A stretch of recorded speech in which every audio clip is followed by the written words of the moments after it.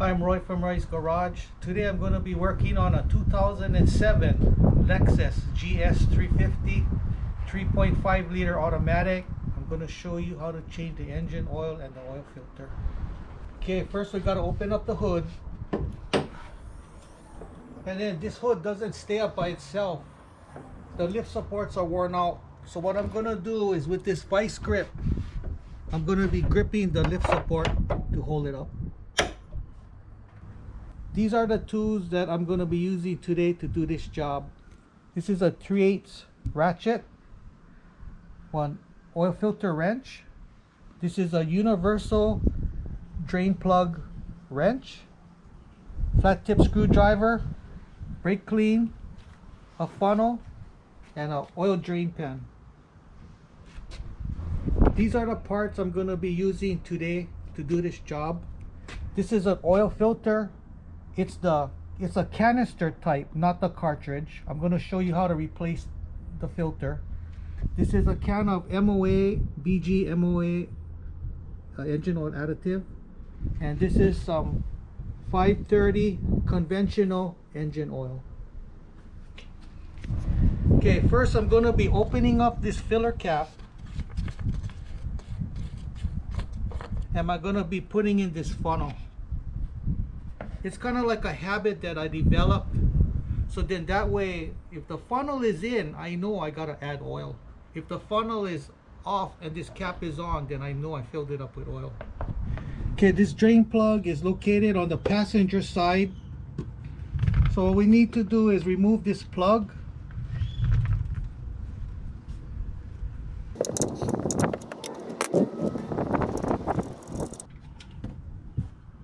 And drain out the oil. So I'm going to be putting back the drain plug, but if you notice, the gasket is stuck onto the oil pan. Leave it on there, reuse it, and put your plug back on. And tighten it up. There is nothing wrong with reusing your old drain plug.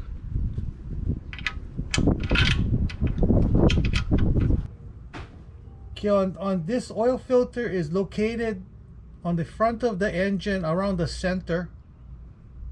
It looks like this vehicle supposed to have like a plastic, like a covering under, but looks like it's missing. So the underneath is all exposed. So it's really easy access to get to your filter. So I'm going to be using a special wrench to unscrew it.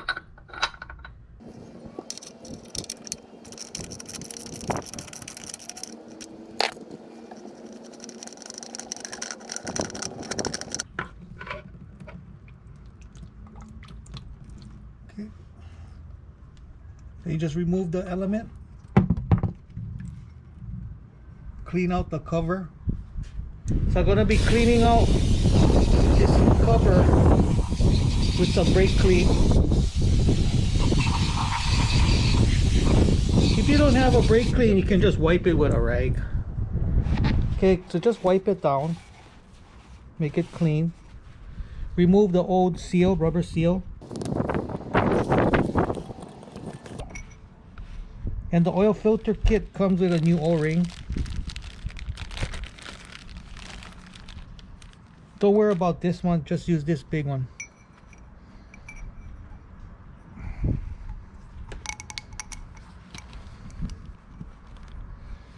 And this is the element, the new element that we're going to be putting in.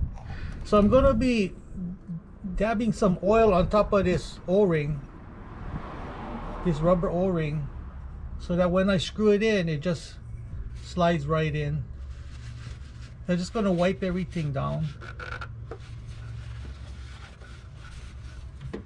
And then we're going to screw this guy in.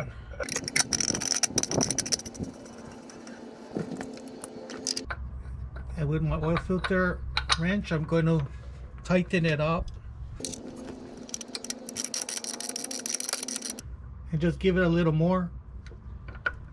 And that's it. You don't have to torque it. Okay, I'm going to be adding 7 quarts of oil. Okay, I'm going to be using this BGMOA as an additive. I'm going to be adding the whole can right inside.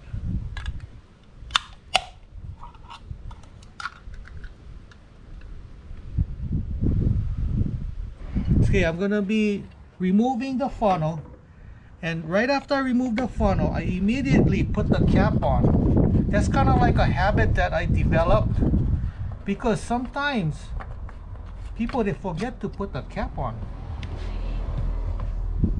and make it really tight. So now I'm going to start up the engine. We're just going to let it run for a little while to let the oil circulate.